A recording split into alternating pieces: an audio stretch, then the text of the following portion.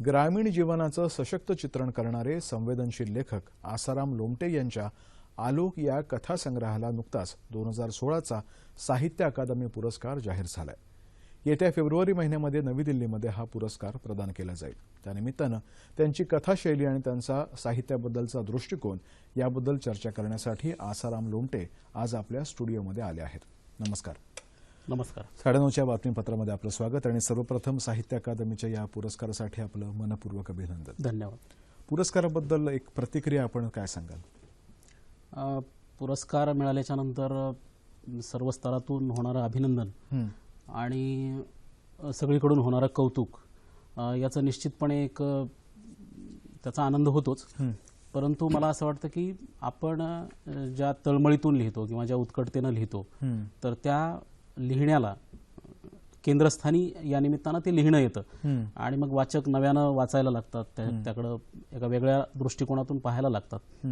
म्हणजे आपले जे साधारणपणे आस्थेचे विषय असतात लिहिताना त्या विषयाकडे वाचकांचं लक्ष जाणं ही मला पुरस्काराची सगळ्यात महत्त्वाची उपलब्धी वाटते। इडापिडाच्या नंतर आलेला आलोक हा तुमचा दुसरा कथासंग्रह आणि त्यालाच हा पुरस्कार मिळाला। बरोबर। त्या कथासंग्रहाबद्दल काय सांगाल? इडापिडा टळोच्या नंतरचा आलोक हा माझा दुसरा कथासंग्रह। मूलतः मी जी कथा लिहितो ती दीर्घ स्वरूपाची आहे, दीर्घ पल्ल्याची आहे। इडापिडा टळो या कथासंग्रहात सुद्धा 6 दीर्घ कथा होत्या आणि आलोकमध्ये पण 6 दीर्घ कथा आहेत। त्यांची शीर्षकच जर तुम्हाला सांगायची झाली तर चिरेबंद आहे, ओझ, खुंदळण, कुभांड, जीत आणि वळण या शीर्षकांच्या त्या कथा आहेत। या कथा वेगवेगळ्या विषयांना स्पर्श करतात, वेगवेगळ्या अनुभवांना स्पर्श करतात। मला असं वाटतं की आजचं जे सगळं समकालीन अशा प्रकारचं ग्रामीण जीवन आहे तर त्या ग्रामीण जीवनाला स्पर्श करणाऱ्या या सगळ्या गोष्टी आहेत। मला वाटतं चिराबंद ही जी तुमची कथा आहे त्याच्यामध्ये मुक्तीसंग्रामाचा पण एक थोडासा त्याच्यावरती एक पार्श्वभूमी दिसते। त्याबद्दल ही जी गोष्ट आहे चिरेबंद तर तो आहे एक मूल्य संघर्ष आणि त्या मूल्य संघर्षावरतीची ती गोष्ट आहे। हैदराबाद मुक्ती संग्रामात स्वातंत्र्य सैनिक म्हणून ज्यांची ओळख स्थापित होते अशा एका कुटुंबातली ती गोष्ट आहे। सगळीकडे सत्ता आणि संपत्ती अशा प्रकारच्या शोषणातून एकवटलेलं सगळं एक सत्ता केंद्र हे एका बाजूला आणि दुसरीकडे त्या कुटुंबातला जो नातू आहे पुढच्या पिढीचा वारसदार त्याला असं वाटतं की हे सगळं त्याला जेव्हा तपशील कळतात, तो जेव्हा गावी जातो आणि त्याला तपशील कळतात की आपल्याला मिळालेला हा जो काही वारसा आहे तर तो काही फार अभिमानाने मिरवण्यासारखा नाहीये।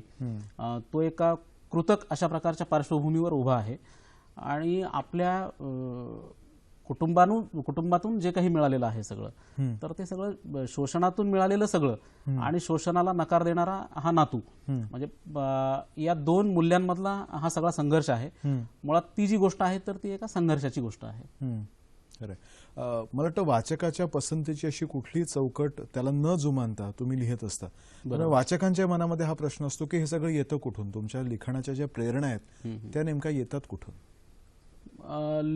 लेखकाला लिहिण्यासाठी त्याच्यावर दाब टाकणारे किंवा त्याला अस्वस्थ करणारे, त्याची घुसमट वाढवणारे असे जे सगळे अनुभव असतात ते अनुभव त्याचा पिच्छा करतात आणि त्यातून मग लेखक लिहायला लागतो। परंतु कुठलाही सर्जनशील लेखक हा बाजार केंद्रित लेखन करत नाही। म्हणजे मागणी तसा पुरवठा या न्यायानं तो कधीही लिहू शकत नाही आणि त्यानं कधी लिहू पण नाही।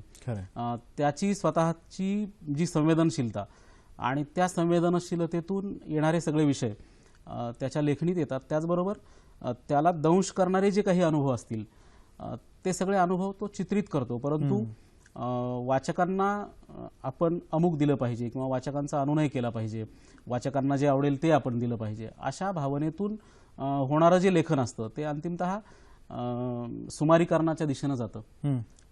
मुळात लेखकाची आत्मनिष्ठा आणि त्यातून होणारी त्याची अभिव्यक्ती हे मी जास्त महत्त्वाचं मानतो। आणि तुमच्या लेखनामध्ये ग्रामीण जीवनाची पार्श्वभूमी सर्वत्र आहे, पण ग्रामीण जीवनामध्ये एक त्याचं जे एक रोमांचक असं वर्णन केलं जातं त्याला एक छेद देत वास्तवदर्शी असं लिखाण आपण खूप केलंय। मला वाटतं आपण पत्रकार सुद्धा आहात पेशाने, त्याचा प्रभाव तिकडे दिसतो का?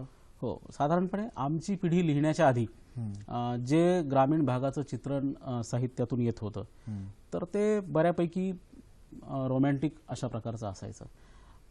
ग्रामीण भागातलं शोषण, ग्रामीण भागातलं दुःख, दारिद्र्य, उपासमार, अन्याय, अत्याचार या सगळ्या गोष्टींना भिडण्यापेक्षा तिथली सगळी डोलणारी हिरवीगार शेतं, दांडातून वाहणारं झुळझुळणारं पाणी, अशा प्रकारचं जे साहित्य होतं त्या साहित्याने बऱ्यापैकी पैस व्यापलेला होता.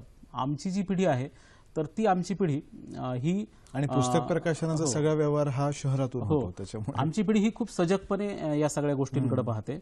मुळात आमच्या पिढीला जो गाव दिसतो तर तो अनेक चिंध्या झालेला गाव दिसतो. वेगवेगळे प्रश्न या गावांमध्ये असतात आणि त्यामुळे जुन्या काळाच्या आठवणी उगाळण्यात किंवा स्मरणरमणीयतेत रमण्यात आमच्या पिढीला रस वाटत नाही. उलट आजचं जे सगळं गाव असतं तर ते गाव चित्रित करणं, त्या गावातले ताणतणाव चित्रित करणं, त्या गावातले पेच चित्रित करणं, त्या गावातल्या जगण्यातली उलघाल चित्रित करणं, हे मला वाटतं की आजच्या लेखकाच्या समोरचं एक कळीचं आव्हान आहे. आणि आजच्या वाचकांपर्यंत ते पोहोचवण्यासाठी मग आता आपण असं बघतो की मोबाईलची क्रांती झाली आहे, इंटरनेट आलेलं आहे, ई बुक लोक वाचतात आणि आपल्याला जेव्हा एक असं वेगळ्या पद्धतीचं लिखाण आपण करत असतो, वाचकांपर्यंत पोहोचण्यामध्ये आपल्याला काही अडचण किंवा असं काही एक दरी अशी कधी जाणवली का? नाही, असं जाणवत नाही. सोशल मीडिया किंवा बाकीची सगळी जरी माध्यमं किती जरी प्रभावी झाली आणि ती आपल्या प्रत्येकाच्या हाती असली तरी सुद्धा लोक वाचतात. वाचनातून आपण अंतर्मुख झालो किंवा वाचनातून अस्वस्थ झालो किंवा वाचनानं आपल्याला आतून हलवून टाकलं, अशा प्रकारचा अनुभव वाचक देत असतात. आणि मला तर स्वतःला असा अनुभव आहे की मी म्हणजे साधारणपणे वर्षभर स्तंभलेखन सुद्धा केलं ग्रामीण जगण्याबद्दलचं, अनागर अशा प्रकारच्या जगण्याबद्दलचं. तर जेवढा प्रतिसाद ग्रामीण भागातून होता तितकाच प्रतिसाद शहरी भागातूनही होता. कसं असतं की आपल्याकडे संवेदनशीलता नावाची जी गोष्ट असते ती काही असा ग्रामीण शहरी असा काही भेद नाही करत. आपल्याला एखादा विषय आपल्याला स्पर्श करणं किंवा त्या विषयानं आपण अस्वस्थ होणं, हे आपल्याकडे जर संवेदनशीलता असेल तर ते होतच. त्याच्यासाठी तुम्ही शहरी असलं पाहिजे किंवा ग्रामीण असलं पाहिजे असं काही नसतं. जे चांगलं साहित्य आहे, जे साहित्य निखळ माणूसपणाच्या दिशेनं जातं, ते साहित्य ही सगळी वर्गवारी मोडून बाहेर येतं असं मला वाटतं. तुम्ही आता उल्लेख केलाच आहे म्हणून हा प्रश्न विचारतो. शहरी ग्रामीण असा उल्लेख केला जातो आणि साहित्याचं वर्गीकरण केलं जातं, त्याला लेबलं लावली जातात. तुमच्या साहित्याचं जर वर्णन करायचं म्हटलं, कुठली लेबलं न लावता, तर तुम्ही काय सांगाल? मला असं मी सुरुवातीपासून म्हणजे जेव्हापासून मी गोष्ट लिहितो तेव्हापासून मी हे सांगतो की माझ्या लिहिण्याचा परिसर हा अनागर असेल, परंतु ती ग्रामीण कथा नाही. आपल्याकडे ग्रामीण कथा म्हणजे किस्सेबाज वर्णनांनी ती कथा आधीची बदनाम झालेली आहे. जी ग्रामीण माणसाच्या जगण्याशी जिचं इमान नाही, जे प्रामाणिकपणे ग्रामीण माणसाचं जगणं दाखवत नाही, पण ग्रामीणच्या नावाखाली दुसरेच काहीतरी किस्से दाखवते, अशा प्रकारच्या ग्रामीण कथेशी या कथेचं म्हणजे आलोकमधल्या कथेचं कूळ हे त्या कथेशी नाहीये. मला स्वतःला असं वाटतं की ग्रामीण असं लेबल आधी अनेक चांगल्या प्रकारच्या कलाकृतींना सुद्धा लावल्या गेलं. मुळात लेखकाने जगण्याचे अंतस्तर शोधले पाहिजेत. तो शोषणाच्या मुळाशी गेला पाहिजे. जे लोक जगतात, जे आर्थिक सामाजिक विषमतेचे शिकार होतात, अशा माणसांचं जगणं हे थेटपणे साहित्यातून यायला पाहिजे. बऱ्याचदा वाताहत येते, पडझड येते, परंतु शोषकाचा चेहरा त्याच्यातून स्पष्ट होत नाही की ही वाताहत केली कुणी, हे स्पष्ट होत नाही. मला असं वाटतं की लेखकाने शोषण व्यवस्थेच्या मुळापर्यंत जाण्याचं काम केलं पाहिजे. खरं, आणि हे काम आपण जोरकसपणे करत आहात. पण मला वाटतं वाचकांची तक्रार एकच असेल की तुम्ही कमी लिहिता, म्हणजे वर्षातनं काही फार थोड्याच कथा लिहिता.